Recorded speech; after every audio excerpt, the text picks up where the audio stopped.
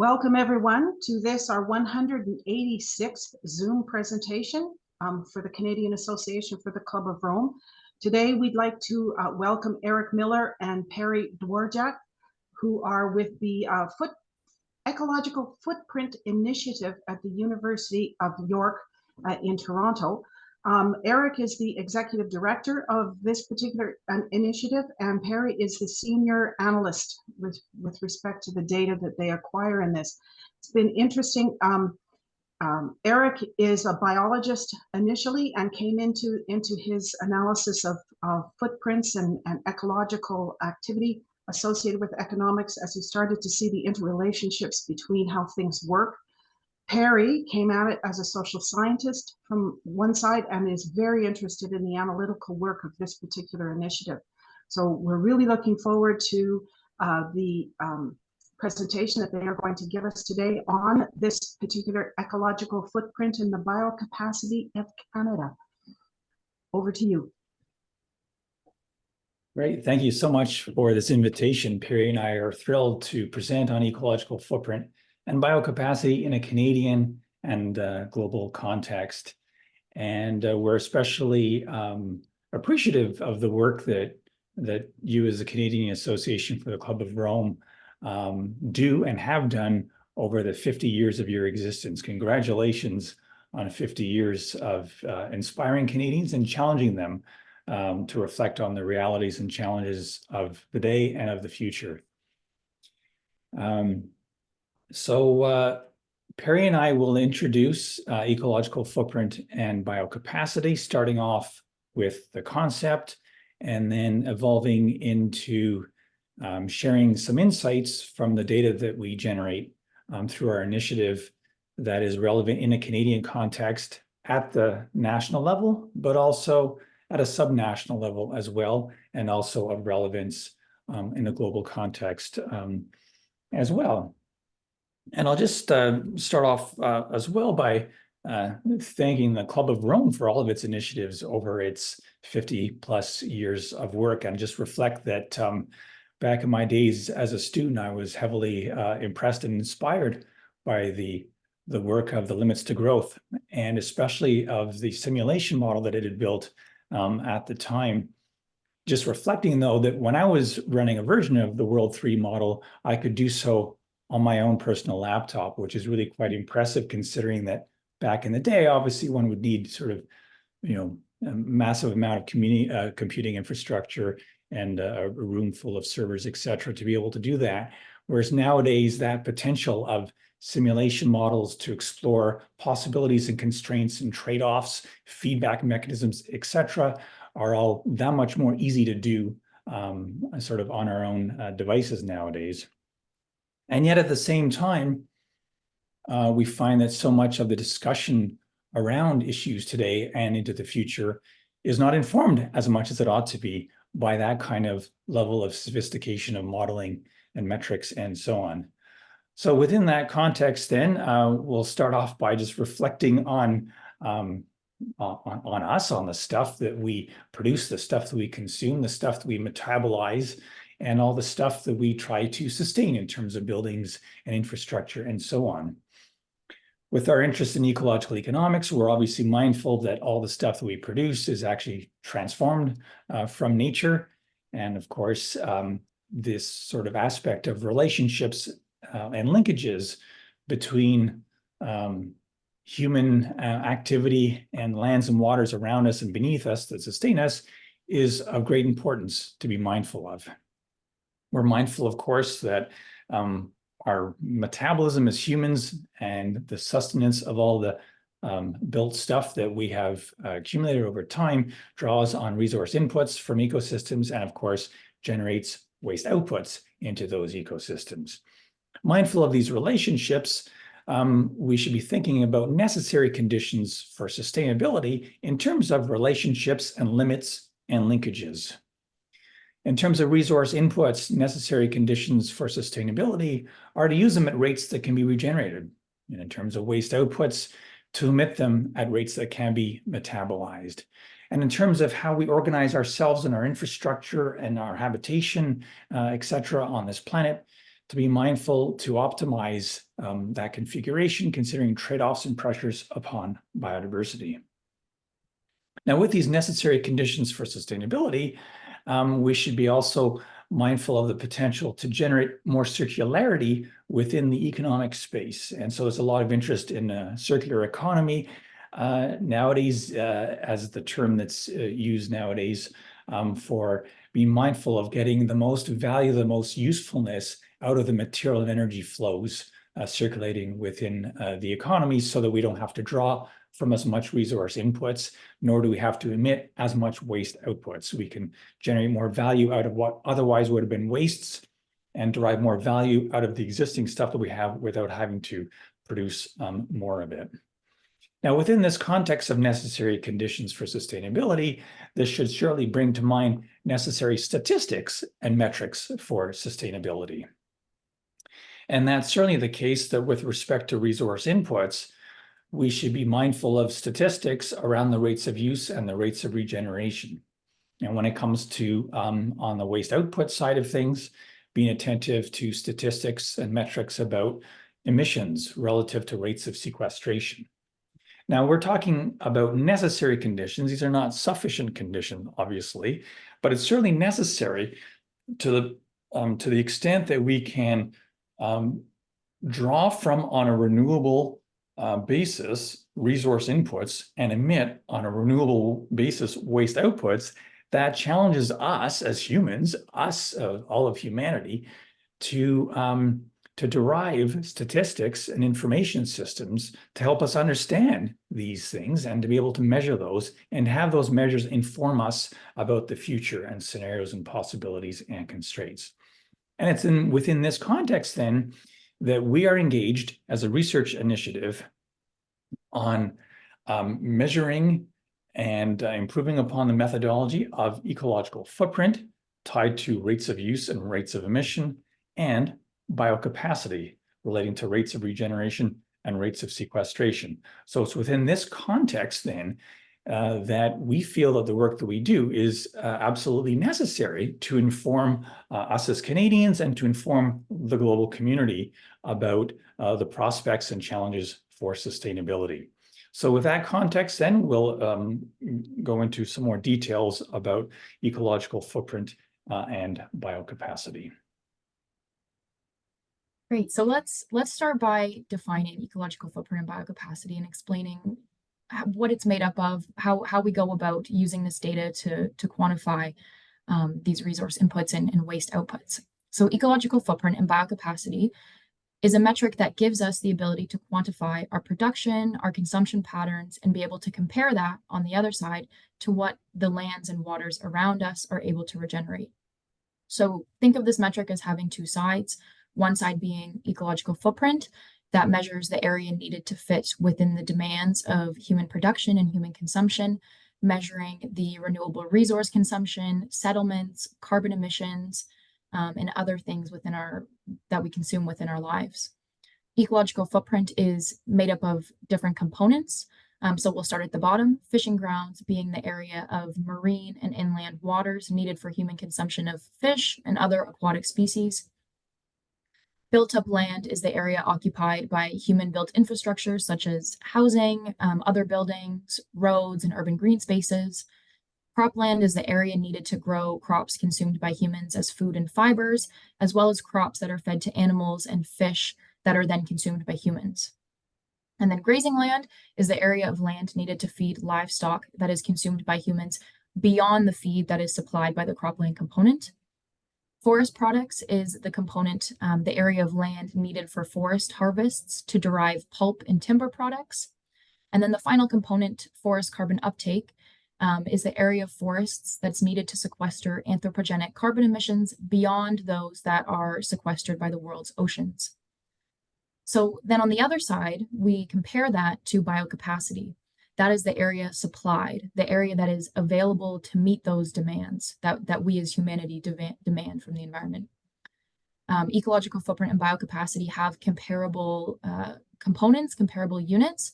The only difference being that forested land has the dual purpose of measuring both the area that can supply products derived from pulp and timber, as well as the area that can sequester carbon emissions. And so one of the amazing aspects of ecological footprint and biocapacity is that it has one single spatial unit that is global hectares. And this allows for comparability between what we demand of the environment and what the lands and waters are able to supply us. Global hectares also allows for comparisons between time and space when that wouldn't always be possible in other units. And this framework also can be applied at many spatial scales. The most famous scale is at the national level with our national ecological footprint and biocapacity accounts that we produce each year at the Ecological Footprint Initiative.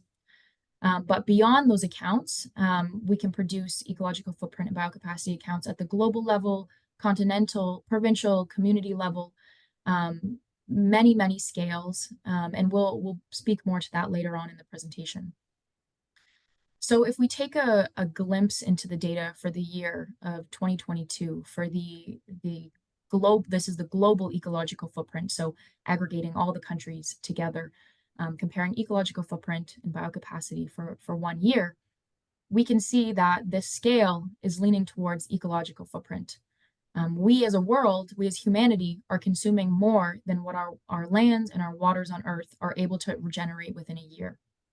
And of course, I assume many of you already know this. This was an issue identified as a problem many years ago in the Limits to Growth. And it actually was around that same time when we as humanity had our ecological footprint surpass our biocapacity for the first time, and for many years following that as well. So if we take a look at our timeline data from 1961 up till the present year, or a couple years previous, 2022, for the world's ecological footprint, we can see when ecological footprint surpasses biocapacity and by how much. So this graph is produced using our national ecological footprint and biocapacity accounts data, again by aggregating all the countries in the world to have it at the global scale. And so this graph on the y-axis, it's showing ecological footprint divided by biocapacity. So when ecological footprint surpasses biocapacity, humanity, as we call it, is in overshoot. We are using more resources than what Earth can regenerate within a year. And that's been happening since around somewhere in the 1970s. So when that y-axis goes above the 1. And as you can see from this graph, as well as on the previous slide, the largest component is the forest carbon uptake component. So that being carbon emissions makes up the largest portion of our ecological footprint. And you can see it's also the component that has had the most growth over the timeline from 1961 till the present. Another point to impress upon you here is that this graph is showing ecological footprint and biocapacity up to the year of 2022. And with the new edition of the national accounts coming out in this April, we'll have data up to the year of 2023.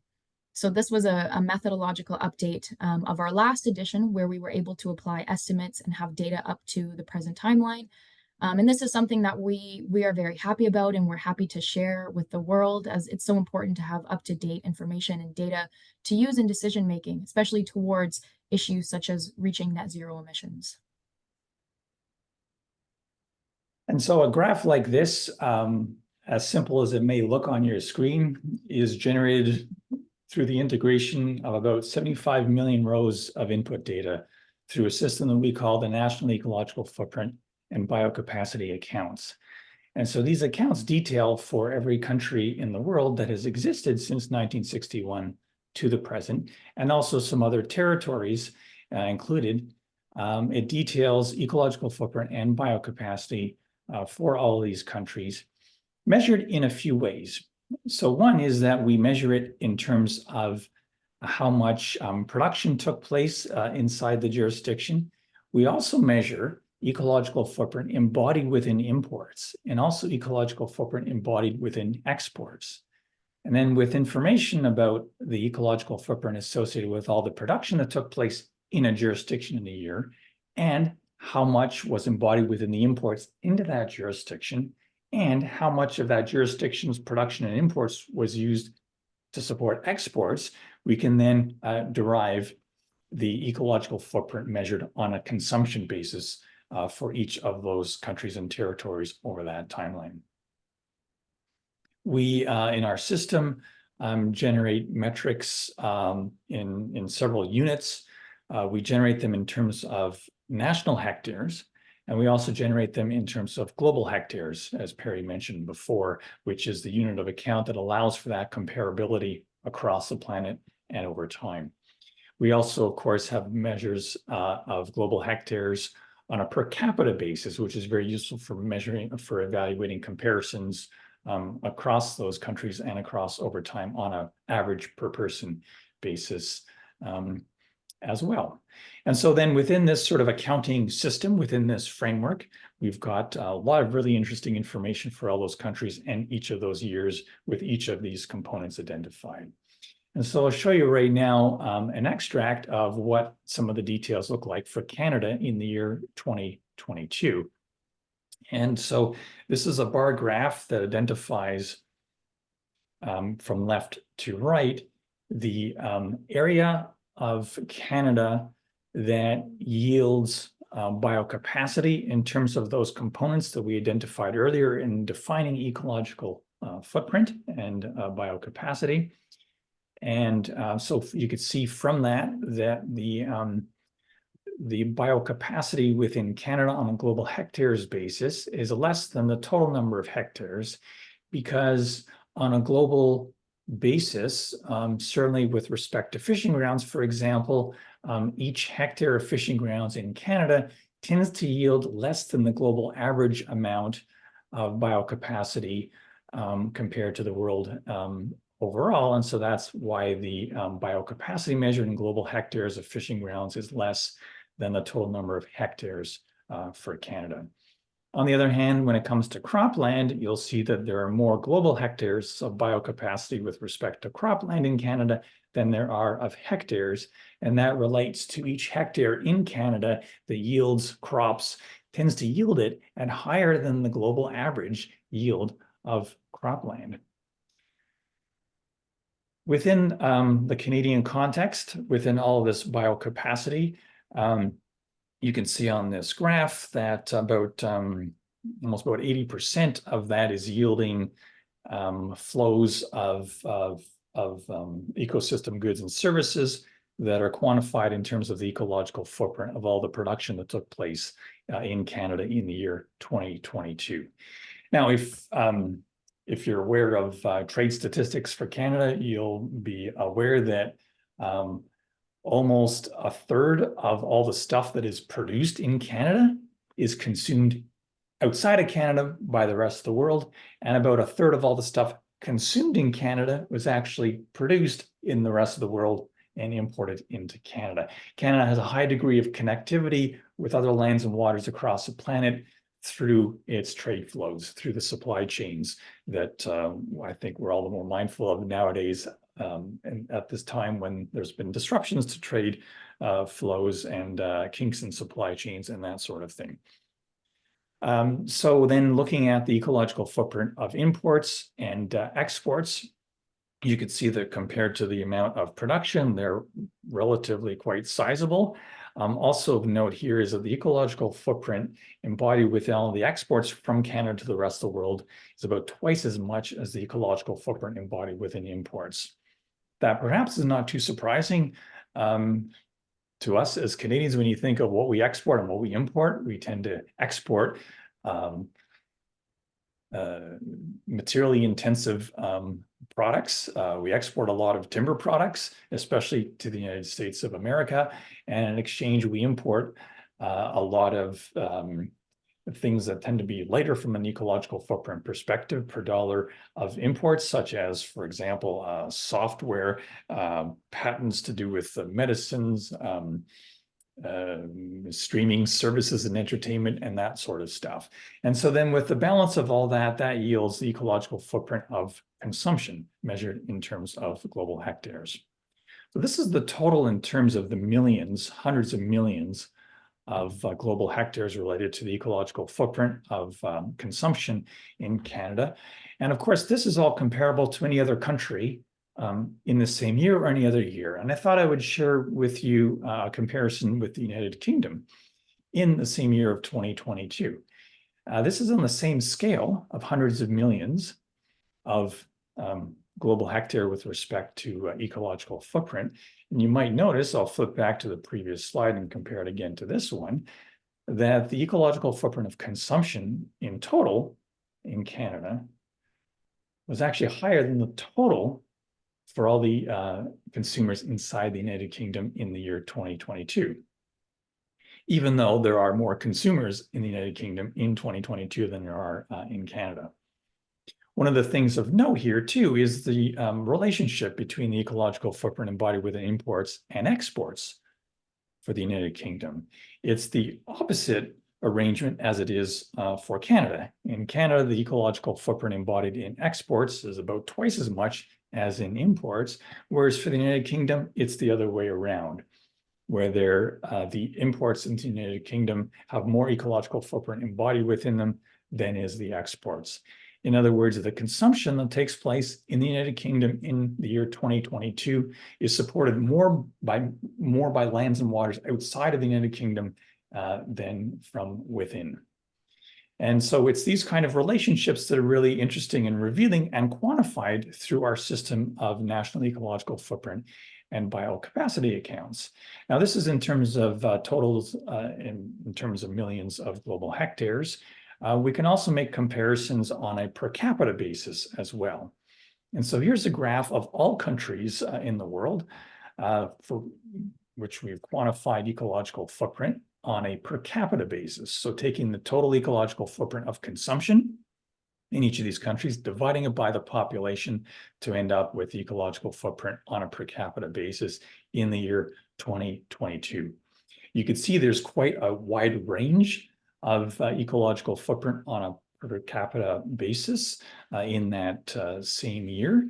And when we compare them all to the global average ecological footprint per capita, you could see that the intersection of this horizontal line and the plot is not at the midway point. So there are more countries on this planet where the average per capita ecological footprint is below the global average.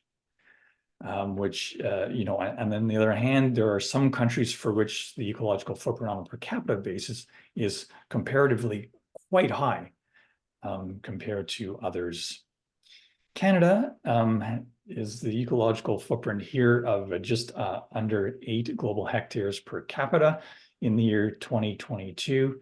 And if you compare that to the United Kingdom, this is where the United Kingdom is on that spectrum of all countries in the year 2022, measuring ecological footprint on a per capita basis.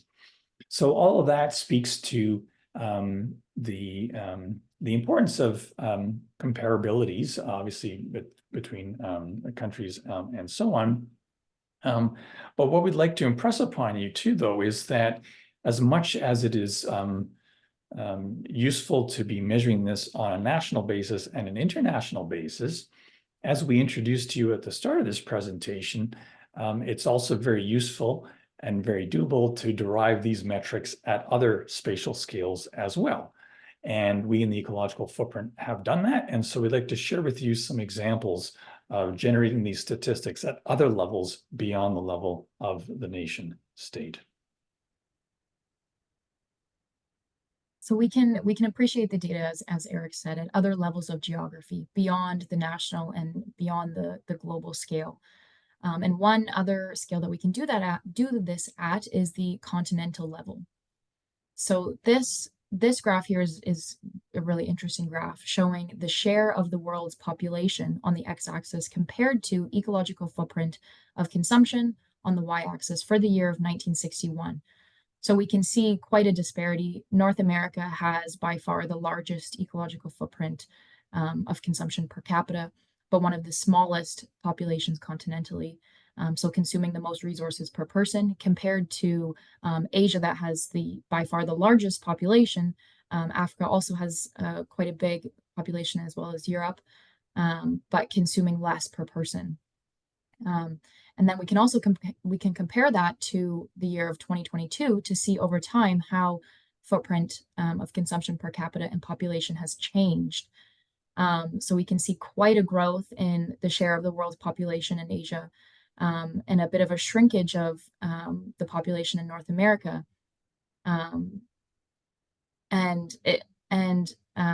So we can see the ecological footprint consumption per capita has grown most obviously in Asia as well as in Europe as well.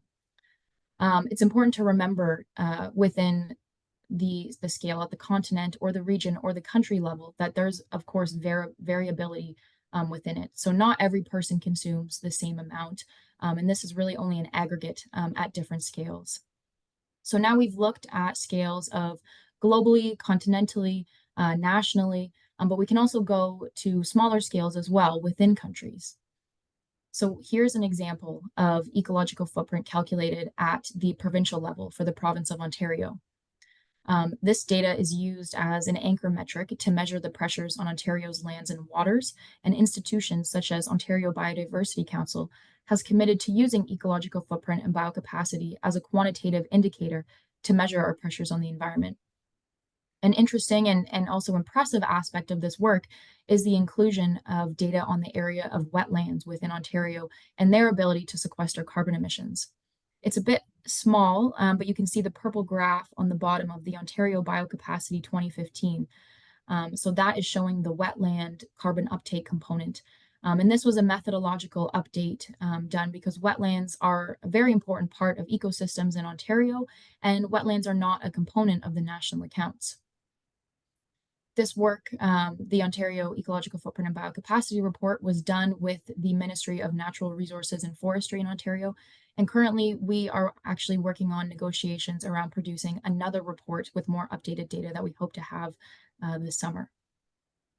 So continuing on with other examples of scalability, we can scale ecological footprint and biocapacity even further. So I worked on a project with the Rural Ontario Institute to scale down the Ontario level data to the community level, that being at the census division and census subdivision level. So using the parameters that were established in the Ontario report, I created scaling metrics and emissions intensities using data from Statistics Canada and Ontario GeoHub, all open source data, to be able to scale down Ontario's footprint to the community level. And the goal of this project is to have environmental and economic data publicly accessible for municipal stakeholders to be able to access to inform decision making. So at the beginning stages of this project, it was a pilot project, and I created community level accounts for 8 communities in Ontario. And now that proof of concept design has been established, the work is continuing to create the community level accounts for all census divisions and all census subdivisions in Ontario. And right now we're currently automating the process to be able to replicate it for future years, to have more timeline data. And we're aiming to have all of the community accounts released this year, hopefully sometime by the summer, and it will be all open access and available for the public to see. And building upon this, we can also measure ecological footprint and biocapacity at levels that are not related to geography, but related to institutions. And so one of the projects that we worked on was to quantify the ecological footprint and just the carbon footprint as well for York University across its broad range of activities. And so if some of you are familiar with emissions accounting on an institutional basis for a company, for a public sector institution such as a university, et cetera, you're probably familiar with the distinction between Scope 1, Scope 2, and Scope 3 emissions. That relates to the distinction between the emissions derived from the organization's own combustion of fuels. And then Scope 2 relates to the emissions embodied within its consumption of electricity. And then Scope 3 relates to emissions embodied within its procurements and within the activities that are necessary as part of its organization that are not otherwise included in Scope 1 and Scope 2. And so we undertook this for York University.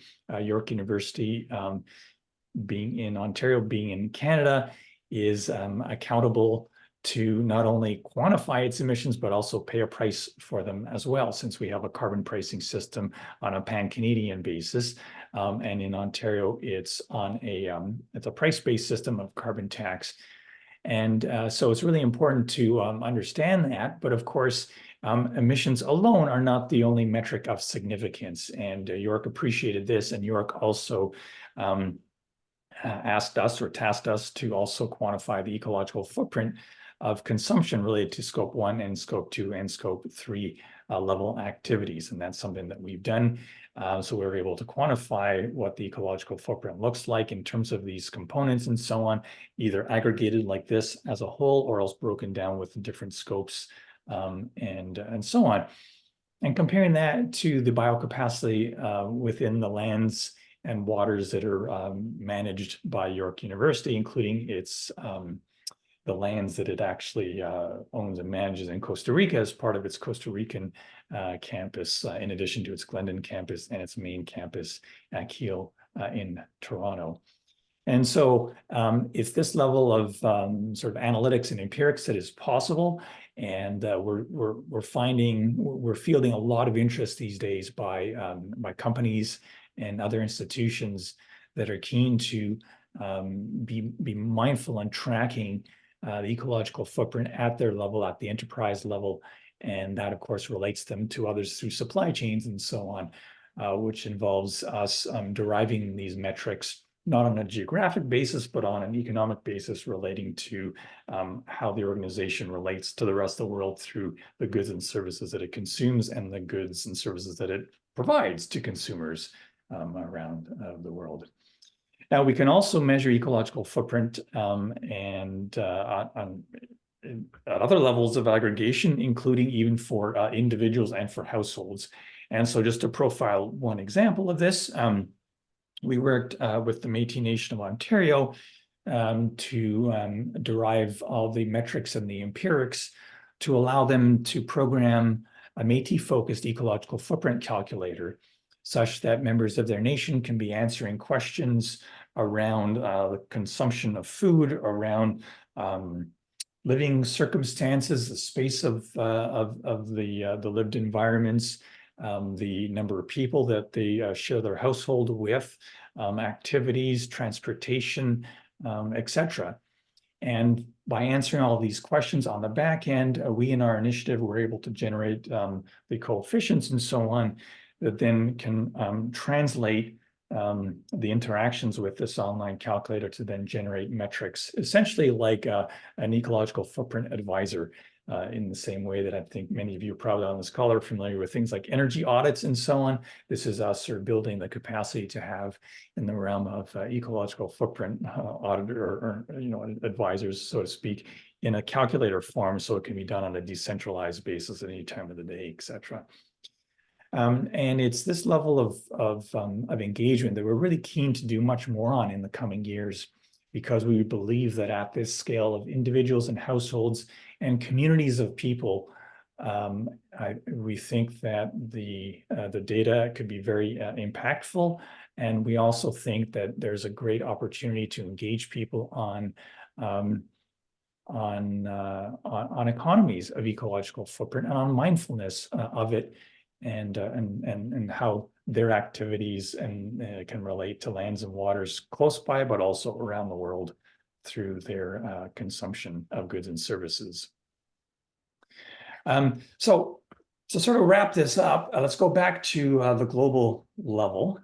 And so this is, again, that same plot that we shared earlier of ecological footprint divided by biocapacity. And then on the x-axis here in terms of time, thinking about the future. All of what we've been sharing with you so far has been reported on ecological footprint and biocapacity in the past.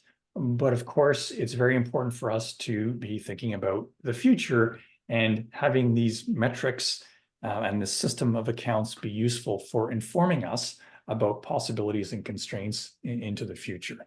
And I think that sort of ties it back, of course, to the foundational work of the Club of Rome, is certainly with the limits to growth modeling work that took place then and has taken place since then, and many versions of that same model and other models that have been derived and inspired by that really foundational work, which is to look at scenarios of the future, possibilities and constraints and interrelationships between things, feedback mechanisms, positive and negative feedback mechanisms, all interacting to yield outcomes that are surely of interest to us today, so that we could affect that future course by making different decisions today, potentially. And so I think one of the main sort of, I guess, challenges, or maybe the space, the opportunity space, I guess, for ecological footprint and biocapacity accounting is on the question of net zero emissions. And so if we relate ecological footprint and biocapacity to that, essentially getting to net zero emissions has a necessary condition of getting the ecological footprint to be within the realm of biocapacity. And that is because to get to net zero emissions, then the forest carbon uptake amount here has to, of course, be within the realm of the capacity of forests to do that, at the same time of being mindful of what the forests are being used for in terms of forest products and so on, at the same time of being mindful that if the area is forested, yielding forest products or yielding carbon uptake, for example, that can also be providing us with crops through cropland, grazing land, or places of infrastructure and settlements, and so on.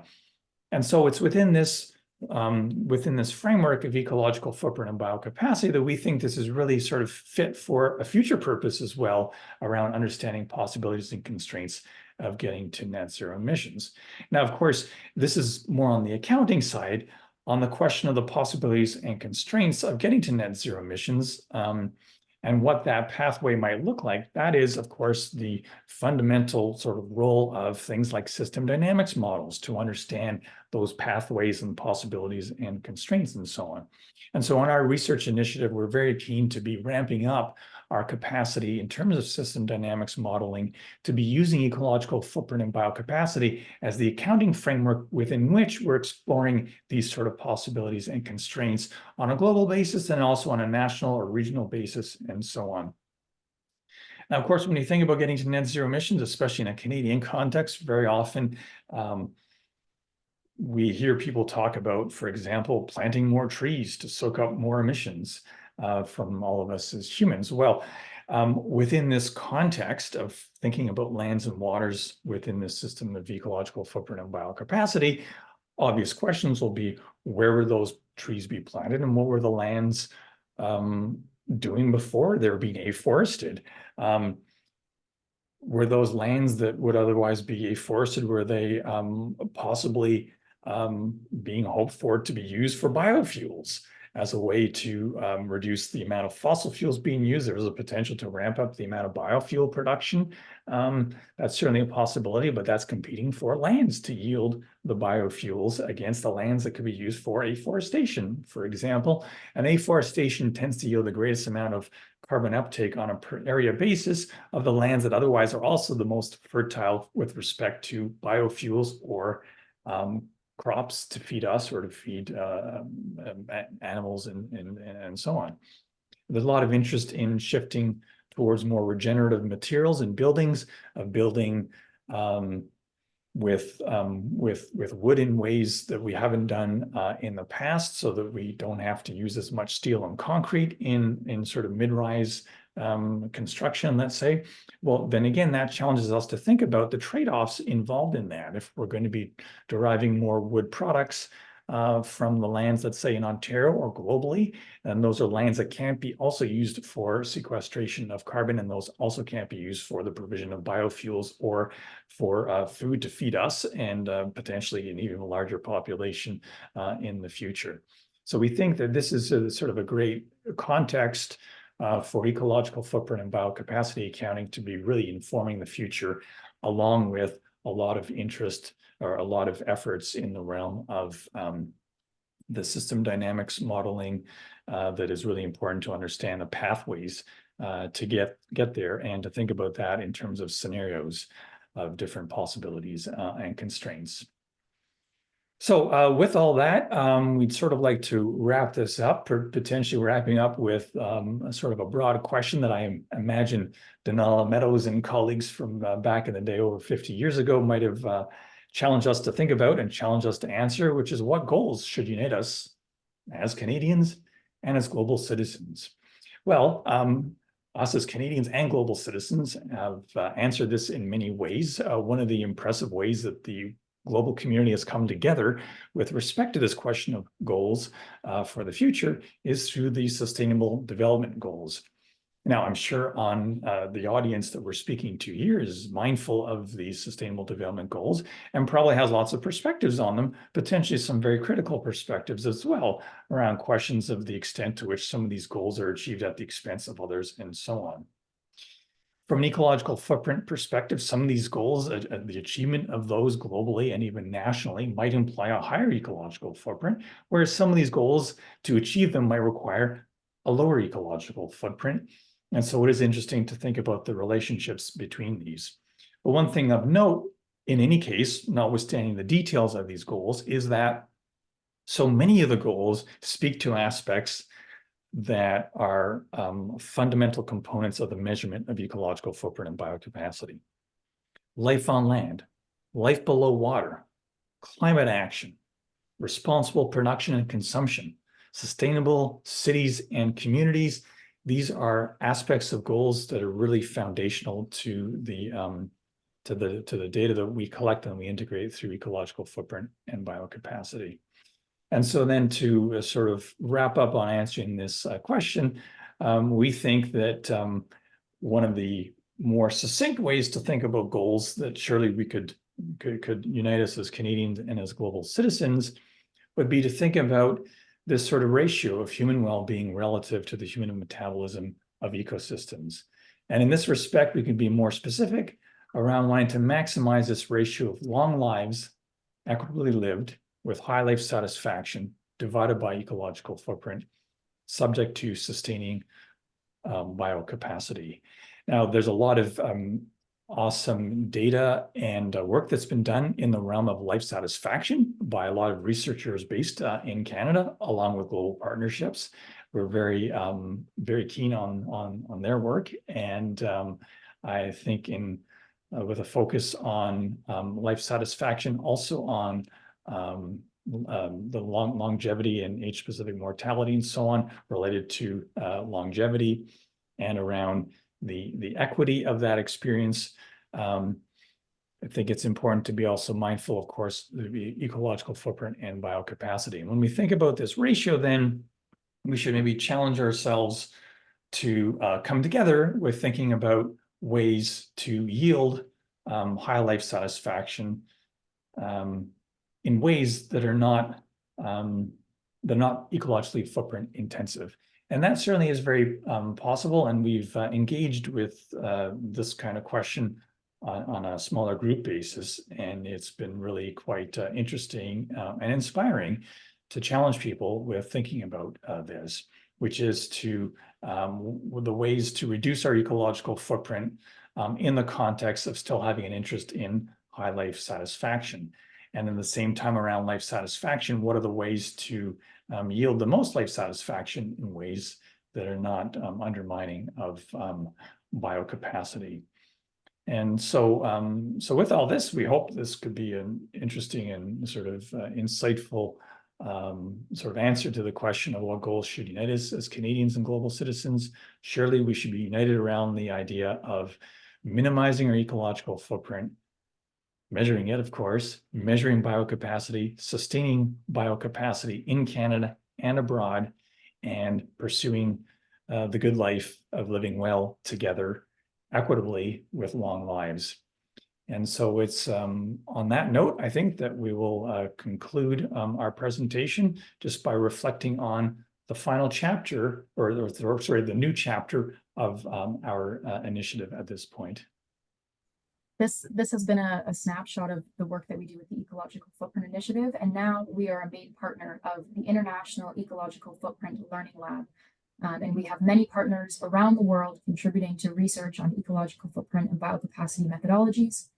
And we're very happy to have successfully received a 7-year grant from the Social Sciences and Humanities Research Council that will be able to support student researchers in training to produce the national accounts, as well as do other research on ecological footprint and biocapacity. And as I said, we have many partners around the world, but we're also always accepting more partners, academic, non-academic, individual, a range of sectors. So if you or anyone you know is interested in becoming a partner or collaborator with us, we would love to hear from you more and to discuss these possibilities. So thank you everyone for attending, and we look forward to hearing from you in the question period. And thank you so much to the Canadian Association of the Club of Rome for inviting us to speak today. It's been a pleasure to speak about something that we're so passionate about. Thank you very much, Eric and Peri. This has been very interesting. Often the host, me, the moderator, gets a chance to give a question first. I'm going to defer because there's quite a few people lined up to ask a few questions. And so first I would like to ask David Pollock to please address Eric and Peri. Yes, thanks, Jane. And thank you, Eric and Peri, very much for your clear presentations today. I noted down 2 questions in the chat box very early on in your presentation, because you had said forests and their capacity were one of your key categories, but you were silent about the question of peatlands and wetlands. And I was wondering how at the national level that fleshed in the picture, or the consequences if those were left out. And then you mentioned it was included in Ontario. So I'm uncertain as to how you'd handle that in terms of the accuracy of the picture for at the national scale. And then in like matter, I wanted to ask about the water question in terms of what assumptions you make currently about the declining capacity of the world's oceans to absorb CO2, because that has to have an effect on your calculations and the results. So if you could comment on both of those, that would be terrific. Thank you. Well, awesome. Peri, do you want to do the first and I'll do the second, or vice versa? I can take a stab at the first one. So yeah, so like you said, David, we were able to include wetlands as a component within the Ontario account. So that's including peat bogs, fen bogs, and I believe there was an other category. So using land use or land cover data that we got on the Ontario basis.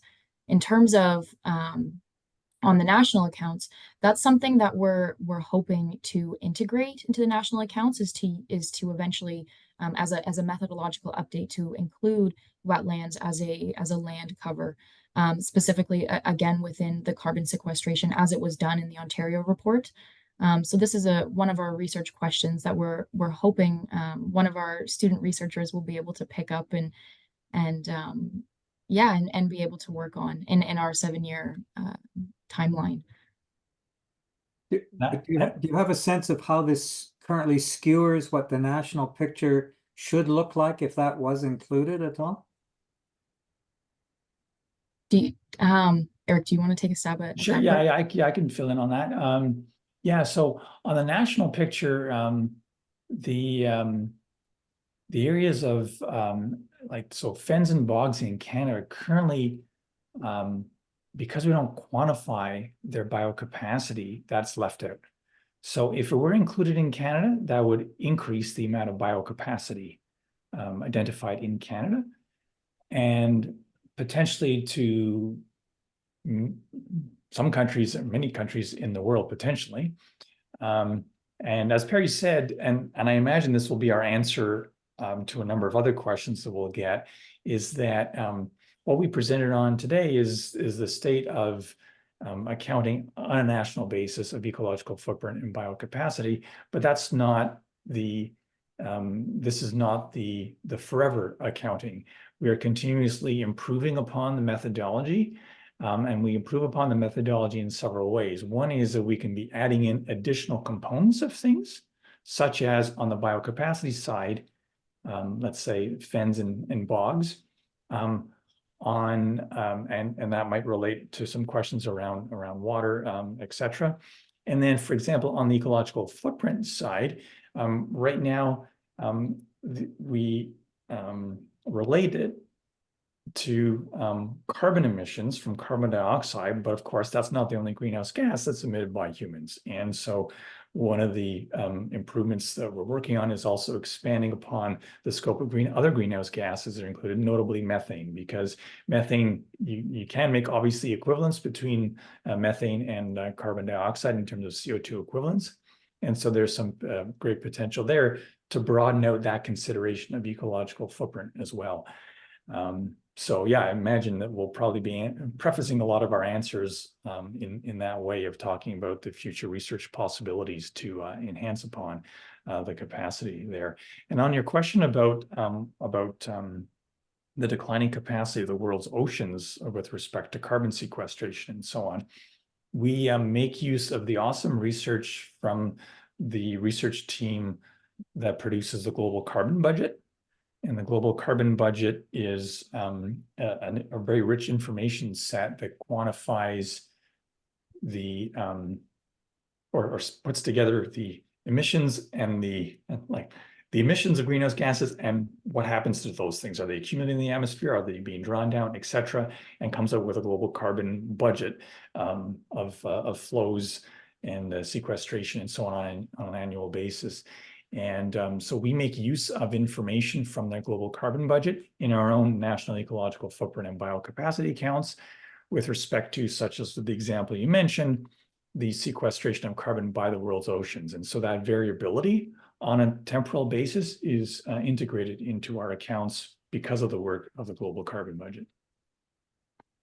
No, that's very helpful. Thanks very much. And I guess that even though there may be some inaccuracy, the clear thing is, what is the trend, say, from 1961 to the current time? And it's very clear that the globe faces overshoot, so it ought to already inform the direction of policy, but it hasn't. I think Bill made a comment about that, but thank you very much for your response. Thank you, David. And we have Bill Reese next up, and on deck will be Dave Doherty. Bill? Hi, Eric, and nice to meet you, Peri. Just picking up on your UK example, going back to the 1980s, actually, I did the first of these kinds of analyses on the Netherlands. And since then, we've been showing for over 3 decades that European countries are all more or less in eco-deficit, importing sometimes several times their domestic biocapacities in the foods and other things that they bring in. So they're running ecological deficits. Initially, we met with denial, and then, of course, countries began doing their own analyses and agreeing with us. But apart from that initial denial, there's been no significant policy response to these kinds of analyses. So I guess my real concern is, how can we be confident that more data, better data, improved analyses, and so on, that simply emphasize what we've known for 30 years is going to make any difference? Policy wonks and politicians are stuck in a different world than the kind of world we're describing with eco-footprint analysis. Any thoughts? I mean, I'm not challenging. I'm just asking you whether you've come across any, where you debate these things. Yeah, for sure. That's certainly top of mind. Sorry, Peri, if you want to jump in there, or I can start off. It's okay. Go ahead first. Yeah. Yeah, no, certainly it is top of mind. And I'll just share as well that as before getting into this realm as a full-time public servant, very mindful of this as well, even before I was involved in this ecological footprint initiative. And so there's a couple of thoughts that come to mind. So one is in the realm of policy. One of the things that challenged some of the uptake was the temporal lag by which we could report on ecological footprint and biocapacity. Up until just a year ago, we were reporting upon it several years prior. Now, that's nothing specific or unique to our initiative. That reflects the way governments and statistical agencies around the world report on things, as you know. However, like in Canada, for example, Statistics Canada will still, even though it'll be years after the fact that they'll figure out what GDP was several years ago, they will still offer some measures of trends in GDP up to up to the month prior or up to the last quarter or something like that. And so that informed our research into figuring out how we could do the same on these accounts. And so that's one of the things that we did in the last edition, where we're reporting upon the trends in ecological footprint and biocapacity up to the last full calendar year. And so we're soon going to be releasing the new edition of the accounts. It'll have it up to the end of 2023. So that's one of the things that we thought as one offering from us to address that policy need of information that's more up to date. And then secondly, this is with my policy wonk hat on, is thinking about the future, of course. In policy, I think it's very powerful to have simulation models and so on that can have some sense of possibilities and constraints and business as usual versus other scenarios into the future. And that's where we're really excited about in this new stage of our work through the international partnership that we've just begun to generate those kind of models and tools that'll allow for that on a national basis. Hopefully in ways that can overcome some of the challenges of the past, where policy wonks, without having some sense of what the future possibilities and constraints are, would be using this in sort of a retroactive or a retrospective sense. So those are some things that we offer. And the other thing too comes to mind as well is that the world has been incredibly slow on this aspect that I'll speak about, and especially even Statistics Canada as well. But nevertheless, despite the slowness, the world is finally embracing through the system of environmental economic accounts the imperative of accounting for ecosystems. They're not doing it thoroughly enough, fast enough, comprehensively enough, etc., but they're finally mindful of that in the system of accounts that they offer as guidance for the world. And then for Statistics Canada, they have a team that's doing ecosystem accounting, etc., in this country. And so we've met with them, trying to push them in this direction to be having useful information that can be done at any spatial scale to inform the state of ecosystems, the extent, the condition of them, etc. And I think progress in that realm in the policy world is also going to relate to progress and uptake of this work in the policy world as well, I think. So those are just some thoughts there, but thanks very much for that question and comment, because that is always top of mind of us around affecting policy. Just one quick follow-up, if I may. If we were to pay careful attention to the Canadian accounts and think in terms of global equity, we would have to reduce our footprint, i.e. consumption, by something like 75% to ensure global equity. How would policy count for that? Any of our political parties? Well, a few thoughts come to mind. One is the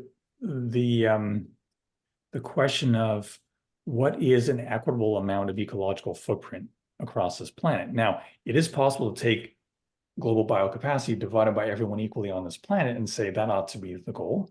Or perhaps it's the case that depending upon where one lives on the planet, there's a different amount of metabolism necessary to survive 12 months in the year. So there's some interesting questions about what that sort of goalpost ought to be, I guess.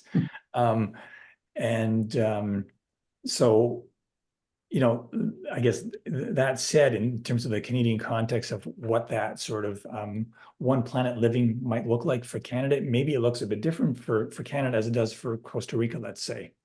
And that's sort of an interesting question to ponder, I guess. Maybe it's a provocative one, just judging from your action there. But I think that that's certainly something to think about. But for the Canadian context, notwithstanding that detail, I think one thing that we can all rally around is to push back against this growth fetishism in this country and this growthism that, when in doubt, with all the problems we face today, why not grow our metabolism, grow our population, growth. And I think that's one of the things that I think we could all rally behind and push back significantly on that.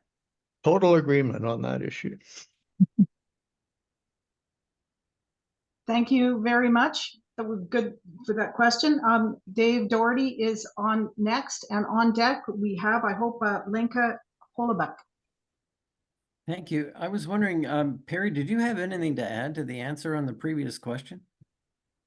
I don't have a well thought out answer as Eric did, but my sort of where my brain was going with this question is, and of course that's that question, when we think about it, it is sort of like a disheartening, gives us sort of an unhopeful feel as we think about how can we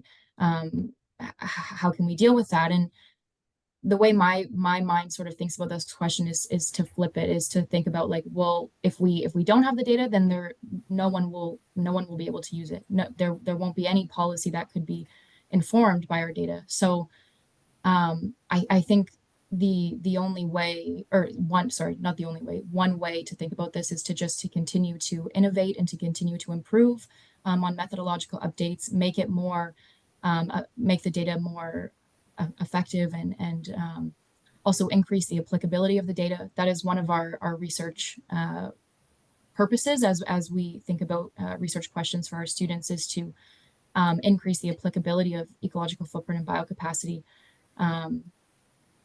Yeah, that was not as standard as Eric's answer, but that's sort of where my mind goes. And nice to meet you as well, Bill. Okay, it's okay. I appreciate your providing the answer. Look, it's actually 3 questions. It may be far too closely related to what Eric and Bill were just discussing, and it may bring back ghosts from Christmases past in the form of Mr. Harper, who is the main proponent, along with Brian Mulrooney and their student, Mr. P.P. Oliver, as I call him. So the first question is this: how much of Canada's biocapacity is in places that are not currently intensively occupied? And do we have the biocapacity to support 100 million people? That's their plan.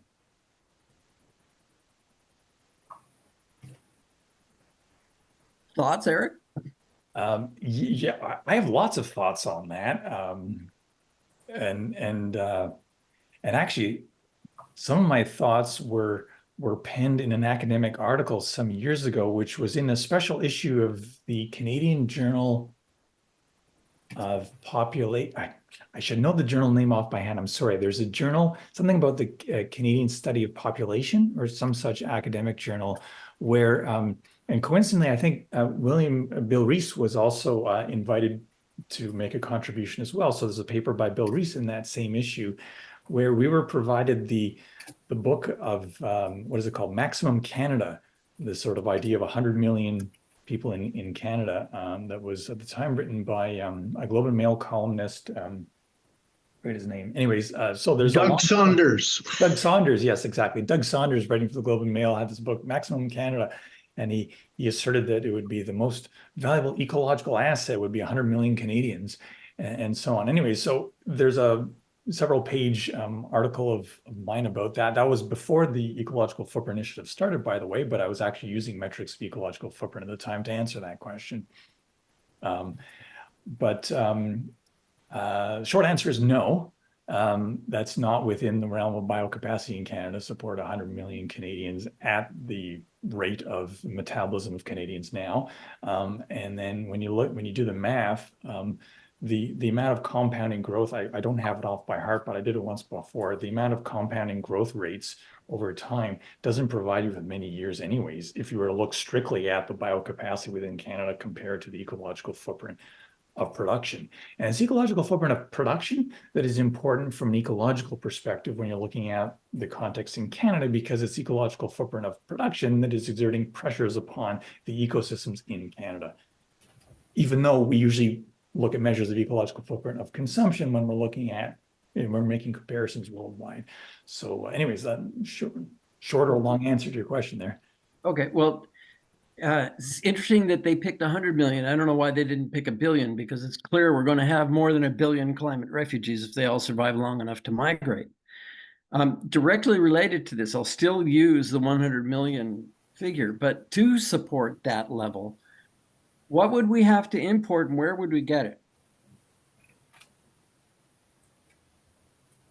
Good question. A much more modest question that we've actually answered as a research group is on the question of the Greenbelt. If I can relate it to that for the audience here in Ontario. Ontario has a Greenbelt that has a certain level of protection. In the Greenbelt, you've got cropland, you've got forested lands, etc. So we assessed how much biocapacity is there, specifically with respect to agricultural biocapacity in the Greenbelt, and how many Ontarians worth of food consumption does it support, and so on. And on the question of how much more Greenbelt would Ontario need to support more consumers in Ontario in the future. So that's another way to go at this at a sort of a more regionalized level of those kind of scenarios. And that's all possible with the data that we have.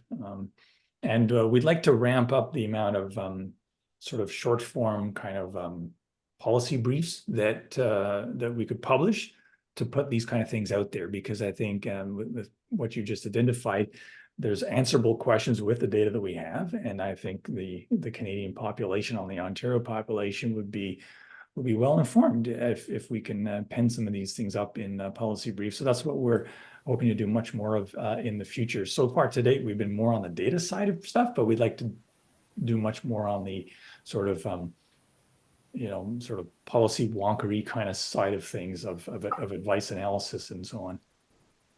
Well, I mean, if that previous cabal gets back into power, data won't matter because they don't listen to data. They just make their decisions based on how they feel that morning and how they felt 10 years ago.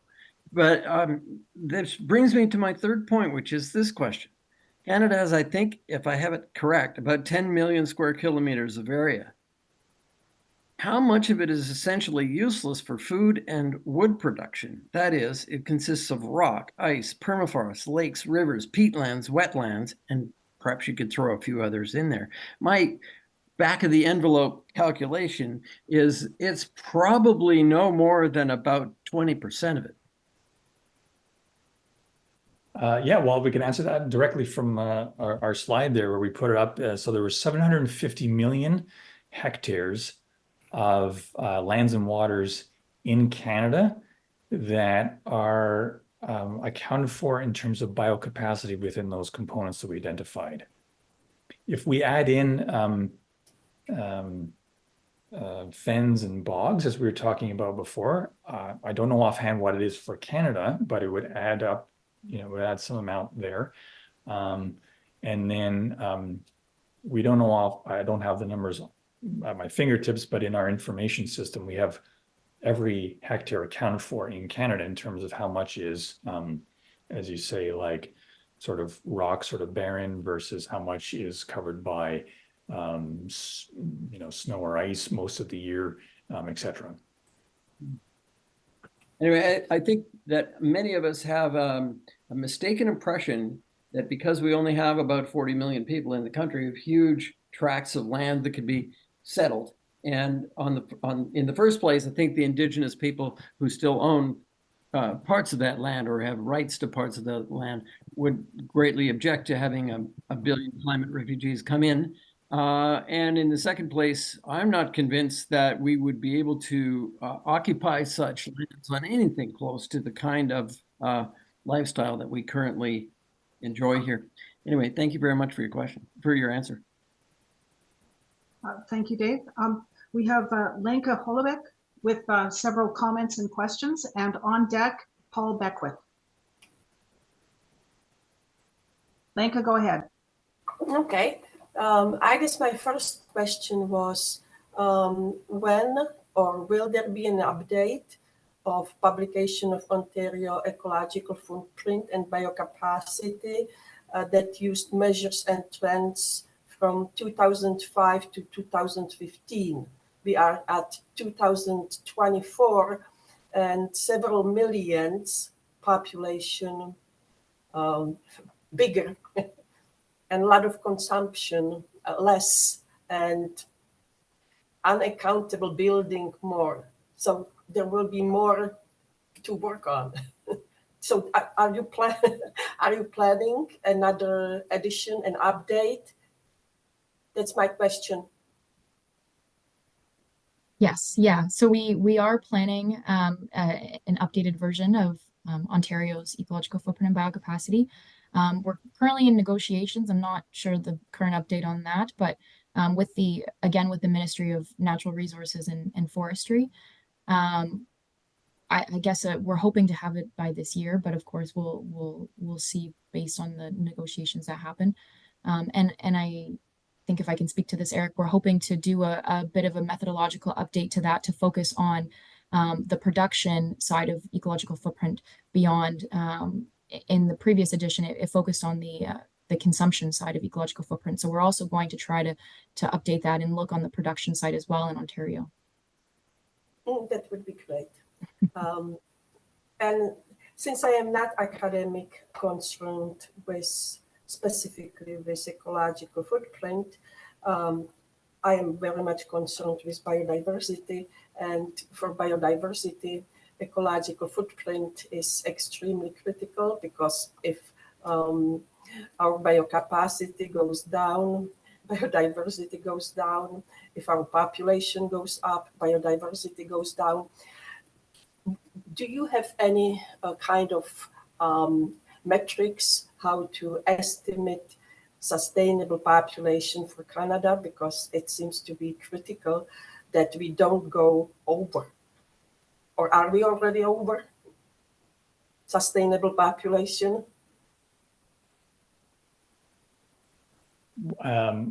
Well, there's to answer the question of the sustainability of the population within a specific country relates to some assumptions about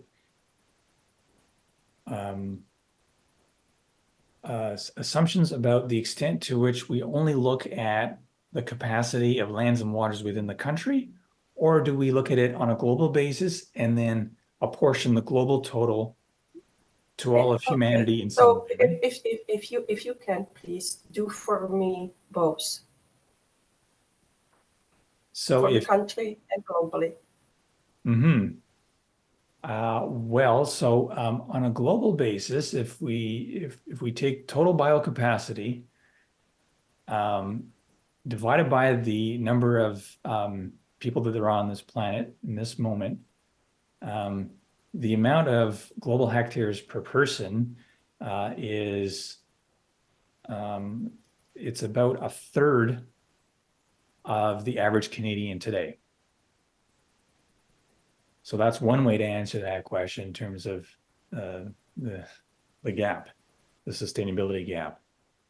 On the other hand, at the other extreme, if you look at the total amount of biocapacity that exists in Canada and assume that that's available only for Canada and has no relationship to the rest of the world, take the total biocapacity divided by the 40 million Canadians that there are today, and we find that the amount of Canadian consumption and production today in Canada could be sustained if we're assuming that all the lands and waters in Canada are there for us as humans to be So you are consumed. saying we are still sustainable. We are now almost, it's actually 40 million, 500,000. We are growing extremely fast. We are 16 million, close to 16 million in Ontario now. Yep. And well over 40 million in Canada, growing very fast. Is Ontario sustainable for population? Well, same thing there. What was interesting when we did the Ontario report was that this was back in the year 2015. So Right. notwithstanding your point that we want to update it, but if we just turn the clock back to 2015, and at that point, it was, I forget offhand the exact number of millions, but for the population in Ontario in 2015, to support the consumption of all those people required biocapacity equal to at least the area of all of Ontario as a whole, which is astounding because I'm sure many of us who live in Ontario would have some sense that outside the city, you look around, there's farmland, there's forest land, and you think, oh, well, there's lots of green spaces outside of this city. But actually, all of that is already accounted for in providing ecosystem goods and services that sustain us in Ontario without any surplus available for others in the world, et cetera. So that I found quite astounding. And of course, the answers are going to differ depending on different provinces when you look at, PEI versus Nova Scotia and et cetera. So, I'm not saying that the provincial boundaries are necessarily a boundary that is, inherently significant from an ecological perspective, but from a policy perspective, that's it is important to ask these kind of questions. Yeah. Well, I've read your book on Doug Saunders. Excuse me, Bianca. Excuse me. I think we need to move on. There are several. Yes, we do. Thank you very much. So thank you. Yeah. So we have Paul Beckwith, and on deck, Raymond Desjardins. Thank you. Hello, thank you very much for your talk.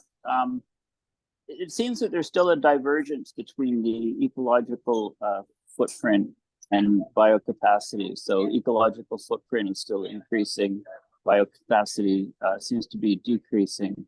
So can you comment on how much the biocapacity is decreasing because of climate change, ongoing climate change acceleration? Thank you.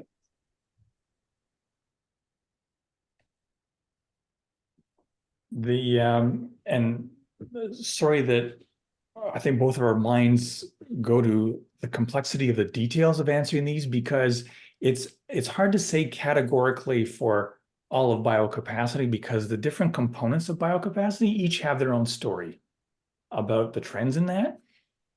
So, for example, the biocapacity of croplands. On a planetary basis, the biocapacity of croplands has been increasing as humans have been figuring out, on the one hand, better ways to use croplands, including multi-cropping, which is something that's done a lot more nowadays than it was done historic. So we're able to have more food in the course of a year grown from the same piece of land. And we've got that data in our accounts accounted for. On the other hand, there's also been an increase in capacity because of a very large amount of inputs in the form of fossil fuel derived fertilizers, mechanization, and that sort of stuff. Now, all those carbon inputs into agriculture are counted separately in the carbon component of ecological footprint, et cetera. So there's interrelationships among those things. When you look at something like the biocapacity of fishing grounds, for example, humans have been fishing down the food chain. We've harvested a lot of those at the very high, and so that's reduced biocapacity in significant ways. We are now, to make up for that, more and more of the fishing grounds are yielding fish from aquaculture rather than wild caught. And a lot of the wild caught is being fed to the aquaculture in addition to being fed from cropland as well, through crops that are fed to the fish. We have all those interrelationships in our accounts, and it's really quite interesting and fascinating to get into that realm. But I'm sorry that I can't answer the one simple answer to that big question. Okay. Well, I guess to put it another way, in your opinion and your colleagues' opinion, your institute's opinion, what is the best way we can increase biocapacity? I mean, I would guess that it's to, say, restore the marine food chain. That would be my guess. We fished out the ocean pretty much, and we could actually work at restoring the plentiful life in the oceans. There's stories back 100 years ago when people could literally, metaphorically walk across the ocean because there were so many fish. You could use them as stepping stones. But, we fished, our oceans are pretty barren now. So have you thought that might be the best way to approach the increasing, best approach to increase biocapacity of the oceans? I mean, we've been thinking about this. We haven't done systematic research into this yet, but we want to do that because we want to be more, as I mentioned before, like forward-looking in our work. Because right now, a lot of it's been on the past and up to the present. We want to be more forward-looking to understand like what are the possibilities of affecting biocapacity and footprint into the future. So on your point there around fishing, for example, questions of like marine conservation areas. What roles can they play in conserving or even enhancing the capacity outside of the conservation areas of fishing grounds? Secondly, the techniques that are used in fishing. For a lot of the trawling on the bottom, not only is that detrimental to the aquatic ecosystems, but it's also very liberating in terms of carbon emissions too, as what a lot of research has shown.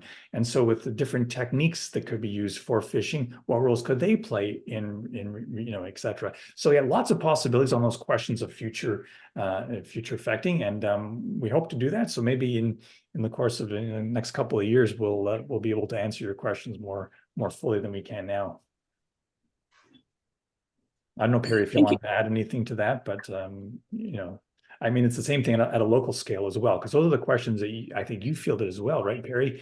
Let's say at a municipal basis, surely municipal planners ought to be mindful of how to affect the future, right? And I think that sort of future orientation can be really powerful at multiple scales. Absolutely, yeah, I definitely agree. It can be useful at in informing decisions at multiple scales for planners and at provincial scales as well. And I don't know, I don't have as much of a background in marine conservation, more on looking at ecosystem services. So my mind goes towards conserving, conserving forests and other areas that right now could be used for other things, such as like development or housing, such as like when we were previously talking about the green belt. Thank you very much for that. Raymond Desjardins is coming up next with Anders Hayden on deck. Hi. Thank you, Eric and Peri, for your interesting talk.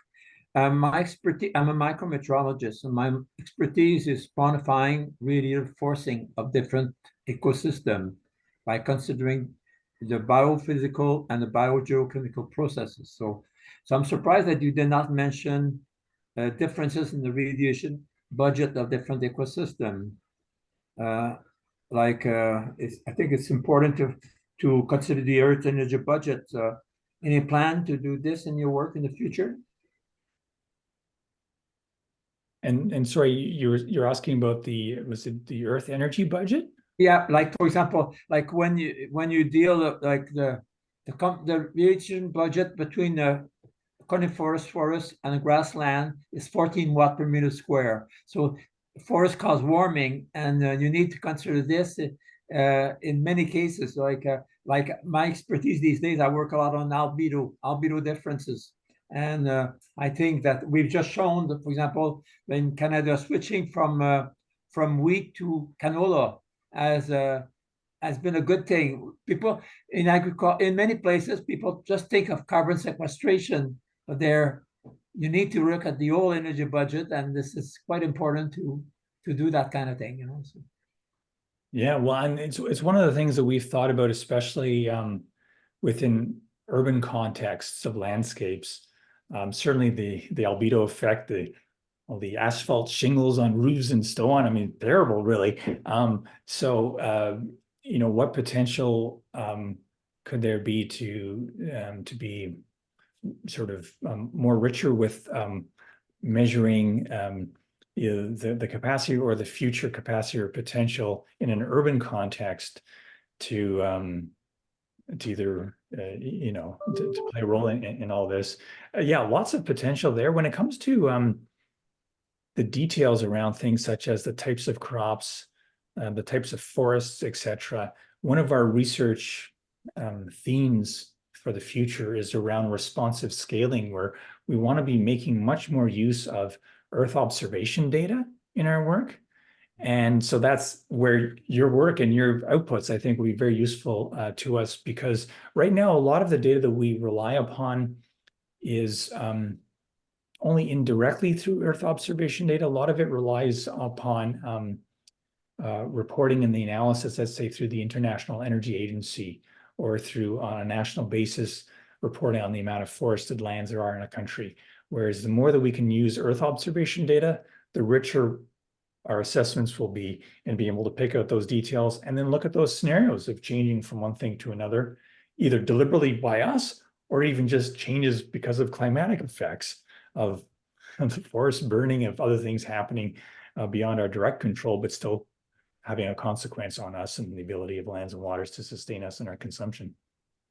That's good. We had a paper a while back with Pierre Bernier from Forest Service, and he showed that in some cases in Eastern Canada, it's better not to replant the forest because there's lichen, and lichen is highly reflective, and we should consider these things. And it's good to look at the system and in watt per meter square, because 1 watt per meter square is equivalent to half a degree C. So if you want to talk to me about this later on, I'm very pleased to chat with you about this.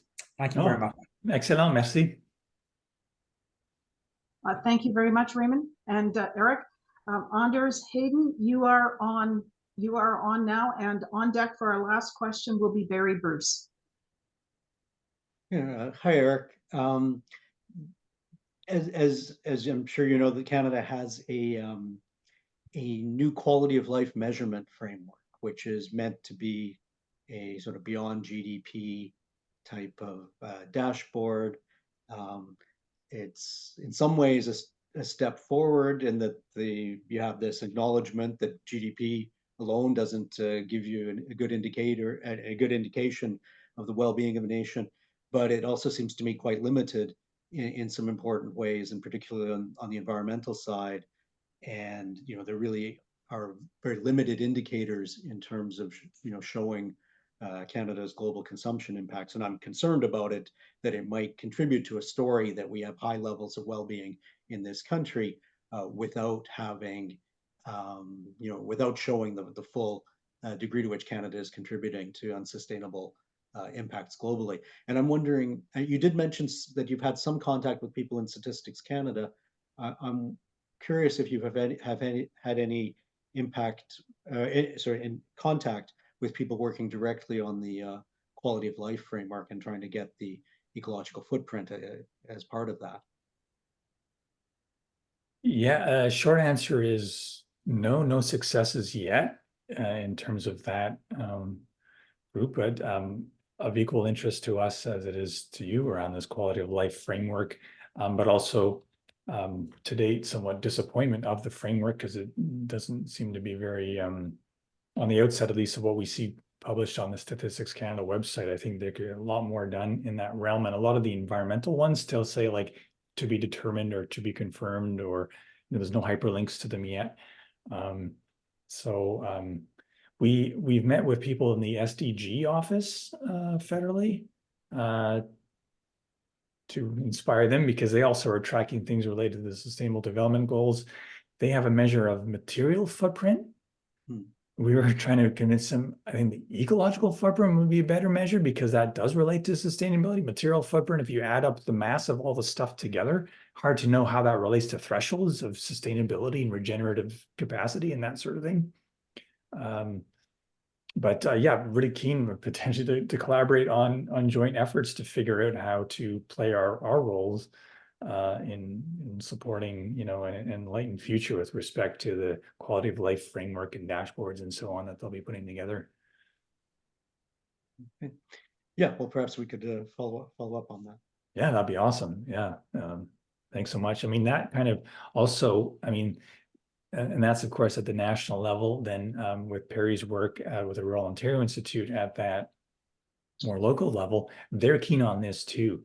And they're actually working with, I think it's the Canadian Standards Association, which has developed a standard associated with community well-being or something to that effect. And that's kind of interesting too, that it's not just the government that's in that realm, but it's also even the Standards Association that's looking to create these frameworks and so on.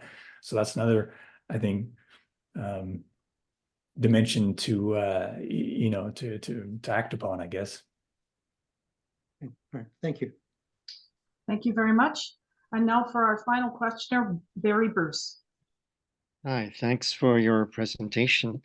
I'm wondering if your carbon footprint work has taken into account the growing capacity actually for carbon sequestration in our soils. And this has been growing and actually accumulating for well over a century.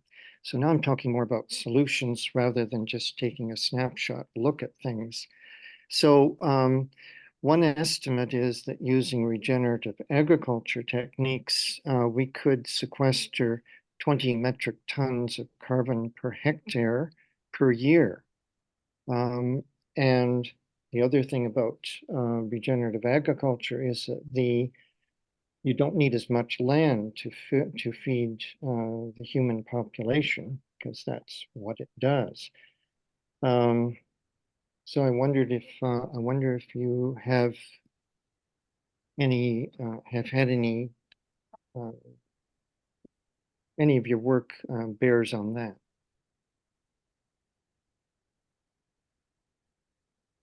Yeah, potentially. I don't know, Peri, if you want to take that or leave it to me. In terms of our soils, I mean, it brings to mind a set of research possibilities and questions that we're working on now to better quantify things, especially in the agricultural realm, of better quantifying things like the distinction between stocks and flows and the role of ecological footprint and biocapacity accounting in that respect, because like the data that we presented on was related to the flows.